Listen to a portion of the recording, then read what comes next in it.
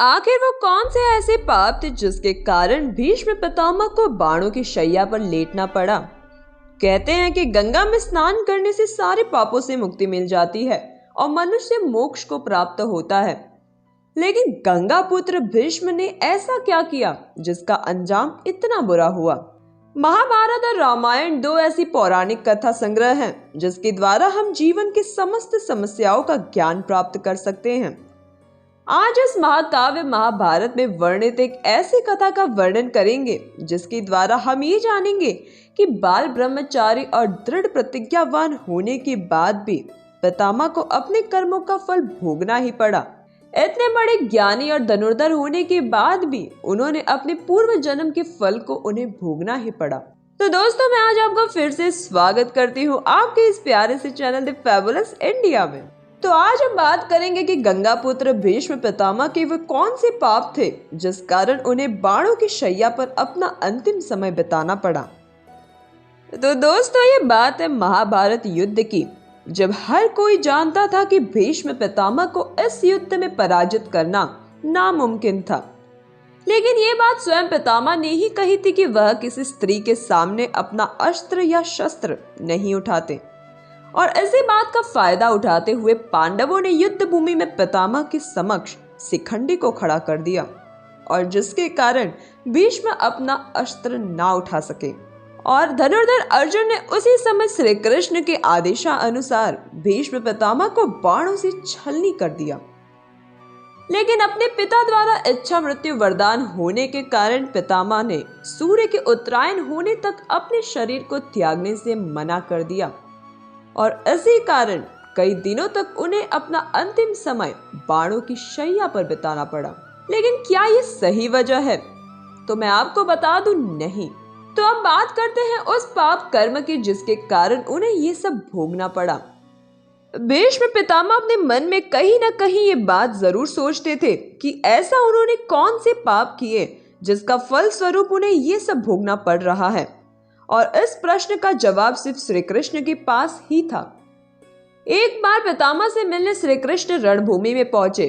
पितामह बाणों की शैया पर लेटे लेटे श्री कृष्ण से पूछते हैं कि मधुसूदन, मुझे ये बताइए कि मैं अपने 100 जन्मों के कर्म के बारे में जानता हूँ जिसमें मैंने ऐसी कोई भी गलती नहीं की, तो आखिर ये किस पाप की सजा मैं भोग रहा हूँ।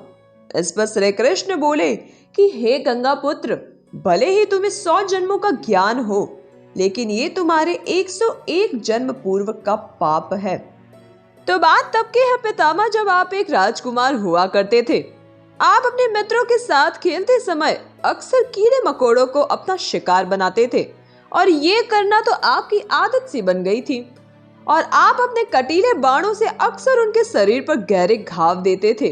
और एक दिन की बात है कि एक दिन वन जाते समय आपके घोड़े के गर्दन पर करकैटा आ गिरा। आपने उसे भी अपने नोकदार बाणों से उठाकर झाड़ियों की ओर फेंक दिया, और वह पीछे बेर की कटीली टहनियों पर जा गिरा। भले ही आपने ये जानबूझकर ना किया हो, लेकिन वह करकैटा जितना ही निकलने की कोशिश करता उतना ही कांटों में फिर से घिर जाता था, और उसी अवस्था में वह कई दिनों तक जीवित रहा। आप चाहते तो उसे कहीं और जगह पर रख सकते थे। उसकी तकलीफ आपके नाम पर दर्ज हो चुकी थी। वो ईश्वर से सिर्फ इतना ही मांगता कि जिसने मेरा ये हाल किया हो वह भी मेरी ही भांति उतना ही तकलीफ भोगे, बिल्कुल इसी प्रकार। लेकिन आपके पुण्य इतने प्रबल थे कि वह पाप फलित हो ही नहीं पा रहा था। फिर आज क्यों? ये सवाल श्री कृष्ण से पितामह ने पूछा। श्री कृष्ण बोले, दुर्योधन की सभा में जब द्रौपदी का चीर हरण हो रहा था तब आप उसे बचाने में बिल्कुल समर्थ थे, लेकिन इसके बावजूद आपने कुछ नहीं किया। आपने दुर्योधन को रोकने की बिल्कुल कोशिश नहीं की, और इसी कारण आपका 100 जन्मों का सारा पुण्य क्षीण हो गया, और 101 जन्म पूर्व पाप को फलित होने का एक मौका भी मिल गया। दोस्तों, भारतीय सनातन धर्म में पाप, पुण्य, कर्म और कर्म फल का बहुत ज्यादा महत्व है। आज जो भी हम करते हैं उसका फल हमें अवश्य कभी न कभी तो जरूर ही मिलता है। जन्म और पुनर्जन्म का सिद्धांत इसी कर्मफल के सिद्धांत से जुड़ा हुआ है। नैतिक और अनैतिक कर्मों के आधार पर ही हमारे आने वाले समय का निर्धारण होता है। भले ही हम कितने भी समृद्धशाली हो, भले ही हमारे पास कई संसाधन उपलब्ध हो, लेकिन अपने कर्मों का फल हमें अवश्य ही भोगना पड़ता है। कृष्ण कहते हैं कि जब हम जन्म लेते हैं या फिर जब भी हम गर्भ में रहते हैं, तब हम उस ईश्वर से यही प्रार्थना करते हैं कि इस पुनर्जन्म के बंधन से इस बार हमें मुक्त करे। इस बार जन्म लेने के उपरांत हमें अच्छे कर्म करेंगे, लेकिन जन्म लेने के उपरांत हम उन बातों को बिल्कुल भूल जाते हैं। लेकिन ये महाभारत जैसे पौराणिक ग्रंथ हमें हमारे कर्तव्यों को याद दिलाने का काम करते हैं।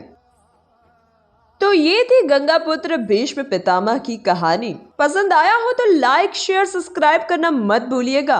बाय बाय, फिर मुलाकात होगी ऐसे ही एक वीडियो के साथ। तब तक बने रहिएगा हमारे साथ।